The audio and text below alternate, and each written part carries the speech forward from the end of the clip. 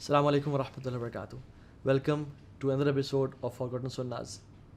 एक सुन्नत जिसके बारे में आज बात करेंगे वो ये है कि जब भी कोई खुशखबरी मिलना, जब भी कोई ब्लेसिंग मिलना अल्लाह की तरफ से, तो सदका निकालना।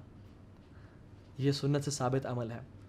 जब भी जैसे हमें औलाद होती है तो हम क्या करते हैं, उसके बाल शेव करके उसके बाल के बराबर, उसकी वेट के बराबर चांदी सदका निकालते हैं।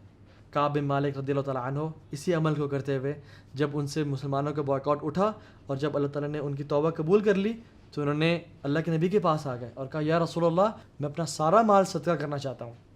तो अल्लाह के नबी ने कहा, ए काब बिन मालिक, तुम थोड़ा रखो और थोड़ा सदका करो, अपना सारा माल सदका ना करो, क्योंकि हर सहाबी का डिफरेंट लेवल होता है ना, हर कोई अबू बकर सिद्दीक जैसा तो नहीं होता।